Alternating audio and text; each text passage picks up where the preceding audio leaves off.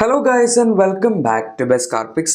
നമുക്കറിയാം internationally BYD എന്ന് പറഞ്ഞ കമ്പനി അഥവാ ബിൽഡ് യുവർ ഡ്രീംസ് എന്നാണ് ഫുൾ ഫോം. ചൈനീസ് കമ്പനിയാണ്, പക്ഷേ എന്നാൽ ടെസ്ലയായിട്ടൊക്കെ നല്ല കട്ടയ്ക്ക് പിടിച്ചു നിൽക്കുന്ന ഒരു കമ്പനിയാണ്. ഈവൻ നമ്മൾ 2024 ടോട്ടൽ സെയിൽ നോക്കുകയാണെങ്കിൽ BYDയുടെ ഇലക്ട്രിക് വാഹനങ്ങളുടെ മാത്രം സെയിൽ ടെസ്ലയേക്കാൾ കുറച്ച് മാത്രമാണ് വ്യത്യാസം ഉണ്ടായിരുന്നത്.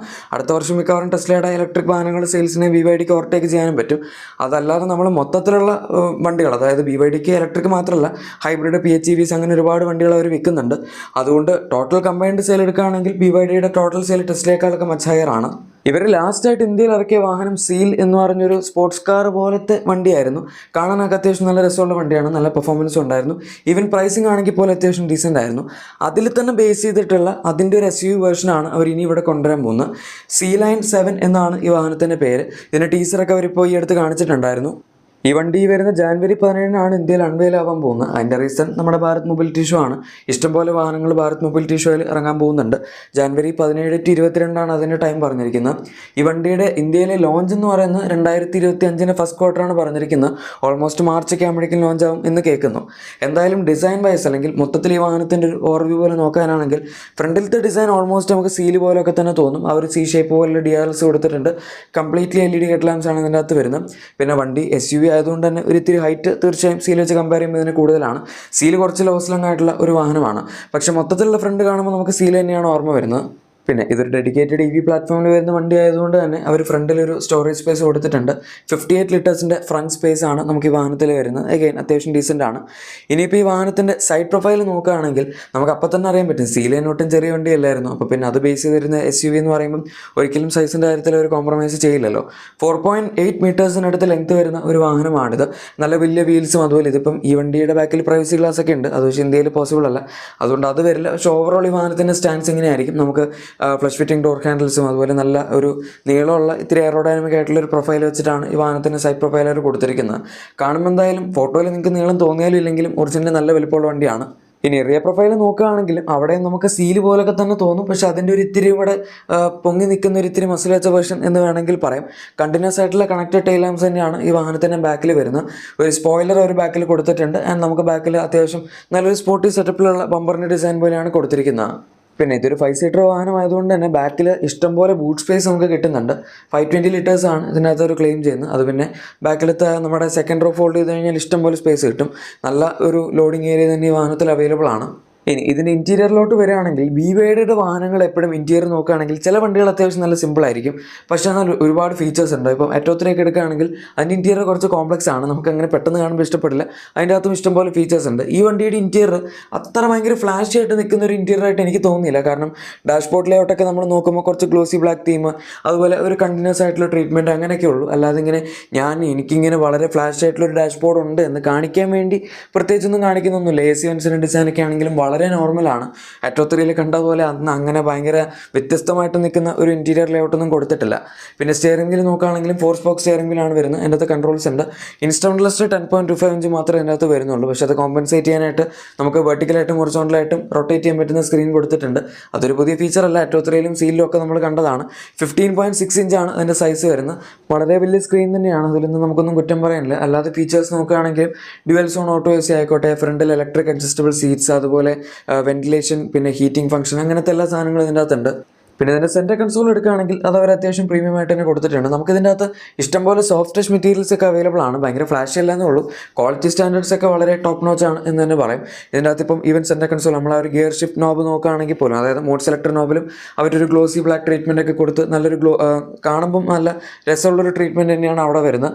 പിന്നെ പാർക്കിംഗ് ബ്രേക്ക് ആണെങ്കിലും അതുപോലെ അതിൻ്റെ ഫ്രണ്ടിൽ വരുന്ന വയർലെസ് ചാർജിങ്ങിൻ്റെ പാഡ് ആണെങ്കിലും 50 വാട്ട് വരെ തന്നെ സപ്പോർട്ടുണ്ട്. പിന്നെ ഇതിൻ്റെ അകത്ത് ഇപ്പോഴത്തെ വാഹനങ്ങളൊക്കെ വരുന്ന പോലെ advanced resistance system level 2 features തീർച്ചയായും അവൈലബിൾ ആണ്. പിന്നെ അത്യാവശ്യം നല്ല വലിയ സൈസുള്ള ഒരു ഗ്ലാസ് റൂഫ് കൊടുത്തിട്ടുണ്ട്. നമുക്ക് ബാക്കിലൊക്കെ ഇരിക്കുകയാണെങ്കിലും നല്ലൊരു വ്യൂ അവിടെ നിന്ന് തന്നെ കിട്ടുന്നുണ്ട്. സോ അത് എന്തായാലും നല്ലൊരു കാര്യമായിട്ട് പറയാം. ഇനി സീറ്റ്സ് നോക്കുകയാണെങ്കിൽ നമുക്കിതിൻ്റെ അകത്ത് ഇപ്പോൾ കാണിച്ചിരിക്കുന്ന അത്യാവശ്യം നല്ല സ്പോർട്ടി ആയിട്ടുള്ള സീറ്റ്സ് ആണ്.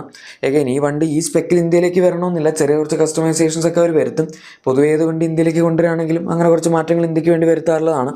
അതായത് ഫീച്ചേഴ്സിലൊക്കെ എന്തെങ്കിലും കുറച്ച് ഡിഫറൻസ് വരുത്തുക, അതുപോലെ തന്നെ പുതിയതായിട്ട് എന്തെങ്കിലും ആഡ് ചെയ്യണമെങ്കിൽ ചെയ്യാം. ഇതിനകത്ത് ഇപ്പോൾ ഒരു സ്പോർട്ടി സീറ്റ്സ് ആണ് കൊടുത്തിരിക്കുന്നത് എന്ന് മാത്രം. നമുക്കൊരു ബ്ലാക്ക് തീമാണ് ഇതിന് ഇൻറ്റീരിയറിൽ വരുന്നത്. ചിലപ്പം ഇന്ത്യയിലേക്ക് വരുമ്പോൾ അത് ഒരു ഡ്യുവൽ ടോൺ ആക്കാനും സീറ്റ്സ് മാറ്റാനൊക്കെ സാധ്യതയുണ്ട്.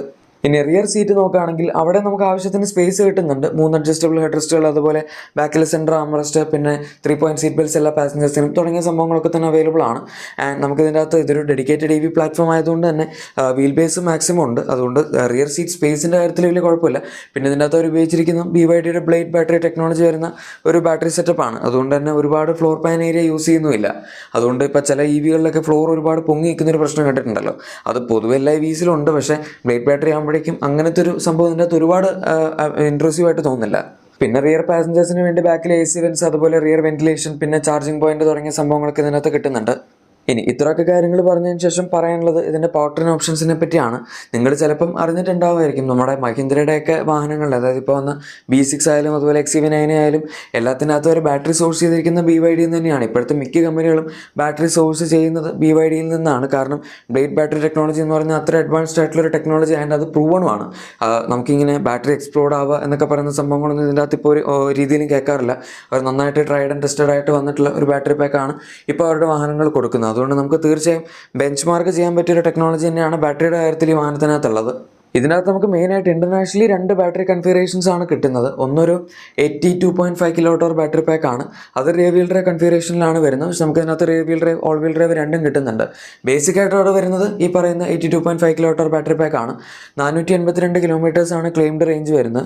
പവറും ആവശ്യത്തിനുണ്ട്, 308 bhp പവറും അതുപോലെ 380 Nm ടോർക്കാണ് അവർ ക്ലെയിം ചെയ്യുന്നത്. സോ അത്യാവശ്യം നല്ലൊരു ഓപ്ഷനായിട്ട് തന്നെ പറയാം ഇതിൻ്റെ ബേസിക് റേഞ്ച് തന്നെ. ഇനി അതിന് മുകളിലേക്ക് പോകുകയാണെങ്കിൽ നമുക്കൊരു 91.3 kWh ബാറ്ററി പാക്ക് കിട്ടുന്നുണ്ട്.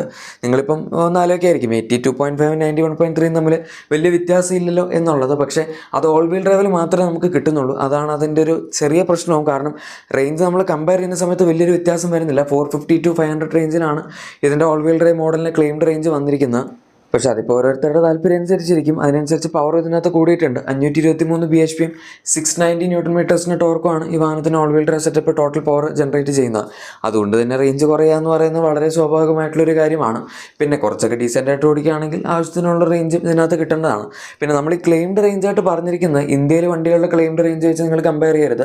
ഇന്ത്യയിൽ ഇപ്പോൾ നമുക്ക് ഇപ്പോൾ അടുത്തിറങ്ങിയ ടാറ്റ കർവിന് 565 കിലോമീറ്റേഴ്സ് ക്ലെയിംഡ് റേഞ്ച് എന്ന് പറഞ്ഞാൽ ആൾക്കാർക്ക് കിട്ടുന്നത് ചിലപ്പോൾ ഒരു 350 to 400 റേഞ്ചിലാണെങ്കിൽ ഇവർ ചൈനീസ് സൈക്കിൾ ഓർ ഈവൻ നമ്മൾ യൂറോപ്യൻ സൈക്കിൾസ് ഒക്കെ എടുക്കുകയാണെങ്കിൽ ഇവർ 500 ക്ലെയിം ചെയ്യുകയാണെങ്കിൽ നമുക്ക് ഓൾമോസ്റ്റ് 400 മുകളിൽ അല്ലെങ്കിൽ 450 മുകളിലൊക്കെ ആയിട്ട് റിയൽ ലൈഫിൽ കിട്ടും.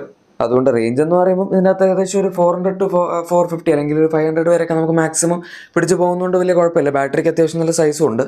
ഏതായാലും ഗൈസ്, നിങ്ങളുടെ വണ്ടിക്ക് എന്തെങ്കിലും ചെറിയ നല്ല ആക്സസറീസ് ഒക്കെ വേണോ അല്ലെങ്കിൽ ക്ലീനിങ് പ്രൊഡക്ട്സ് വേണമെന്നുണ്ടെങ്കിൽ നമ്മുടെ ചാനൽ പ്രൊഡക്ട്സ് അല്ലെങ്കിൽ ഡിസ്ക്രിപ്ഷൻ തീർച്ചയായും ചെക്കൗട്ട് ചെയ്യുക. ഈ വീഡിയോ എല്ലാവർക്കും ഇഷ്ടപ്പെട്ടെങ്കിൽ ഉറപ്പായും ലൈക്കും സബ്സ്ക്രൈബും ഷെയറും കൂടെ ചെയ്തേക്കാം. നമുക്ക് മറ്റൊരു വീഡിയോയിൽ കാണാം. Thank you for watching my video and good bye.